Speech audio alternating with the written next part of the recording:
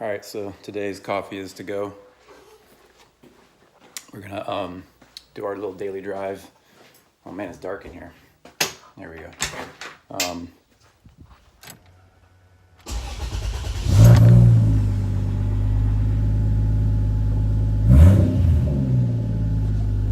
All right, we're back in the 1J Fox body for our daily drive.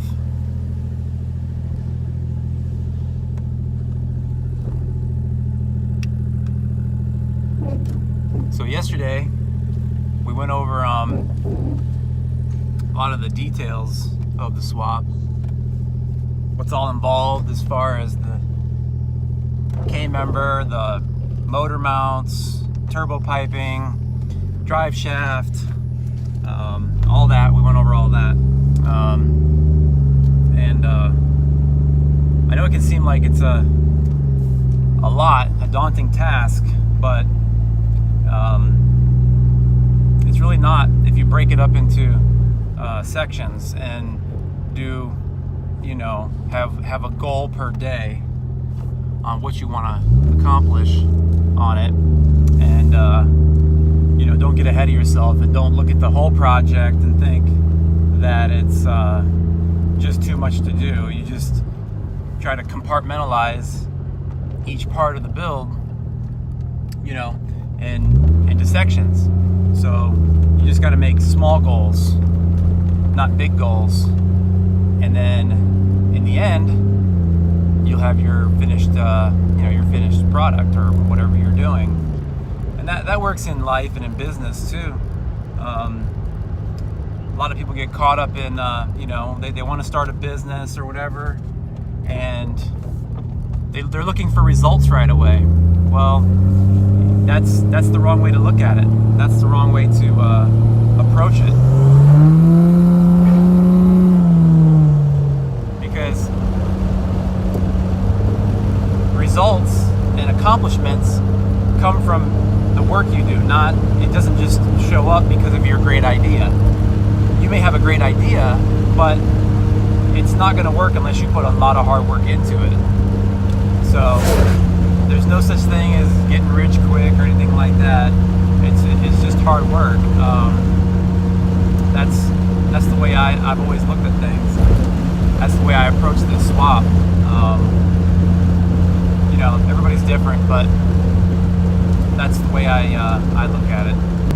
So when I first had the idea to do this swap, I hadn't even bought the motor or anything like that. I just, every night, I went online, I went on Google, and read every single thing I could possibly read about the 1JZ, 2JZ. I read everything I possibly could. I had learned so much before I even bought the motor that when I got it, I felt like I already knew what I was doing. I felt like, okay, this all seems familiar to me, because the only thing I ever messed with was 302s, because I've owned a bunch of Mustangs and have built a few motors, and that's pretty much all I know is the small block Ford. So when I did all my research on the JZ, I was very comfortable once I got it of replacing valve seals, starting in with the wiring, and all that. So make sure you do your research. I mean, Google is your friend. YouTube is your friend. Go on there. There's so many videos on learning something. Gosh, that's where I learn everything. You can go on there and learn how to fix your toilet. It's a good resource to use. So yeah, and another piece of advice I can give is don't ever wait for someone to give you something. If you have a 9-to-5 job, don't just go to your 9-to-5 job, come home, and then wait for your raise every year. You'll never get ahead that way. Go home from your 9-to-5 job and work on something else. Sell something on eBay. There's so many opportunities right now that there's no reason to just be stuck in a 9-to-5 job where you're limited to what you can earn. So anyway, back on the car. I don't know if you can hear it through the video or not, but you hear this like whining noise. that's the rear end. For some reason, when I put the gear in, I must not have shimmed it right, and it's got this really bad howl. When you let off the gas, it goes away.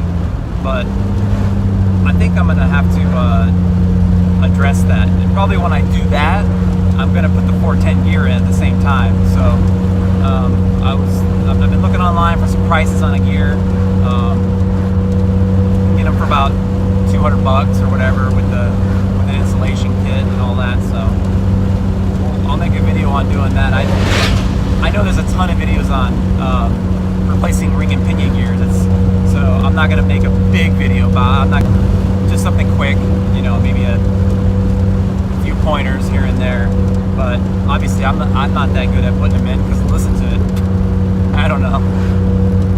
But yeah, we'll do that, and then I got a few more ideas of upgrades I want to do, and then get it back to the track. I was also looking for a converter, and I found a place in Florida that makes converters for this transmission, and they seem to be pretty reasonable. I don't know, like I've seen some for like $1,000 for a converter, and then this place is selling them for like a lot cheaper, like $200-300. So I don't know. I have to call them and see what it's about, see if it's something that'll work for this situation, and then that'll be a good video too, to put a different stall converter in and see what the difference is as far as my ETs, because we know it's been a 1263 and a 109. So I doubt it'll change the mile an hour that much, because mile an hour has more to do with your how much power you're making. But getting it out of the hole and you know, getting my 60 foot better and the 8th mile time better will make a better ET overall. So yeah, another thing I want to check is the VVTI solenoid. I'm not sure if there might be something wrong with it, because when we were at the track, I don't know if you can watch the video of my the track passes. You can see that after the car gets about 60-70 feet out, you can see it kicks in. It's like an on-off switch, and it seems like the VVTI solenoid's sticking and like not opening up soon enough. Maybe I'm wrong. Maybe someone out there that knows these VVTI engines better than I do may know that that's normal. I don't know. So I'd like to take that apart, maybe clean I know there's a filter in there, a filter screen, see if that's clogged or something, you know. So I want to take that apart and clean that and see what's going on there. But then when I was thinking about it, I was thinking, okay, so if it takes that long for the VVTI to kick in, solenoid to kick in, I'm wondering if there's a way to trick it into thinking, you know, into making it turn on sooner. That's the way my mind works. I'm like thinking, okay, if it really pulls hard after 60 feet when the VVTI kicks in, why not turn it on sooner? I don't know. Again, maybe someone out there that knows more about these can chime in and tell me, no, you're totally wrong or whatever. But we'll see.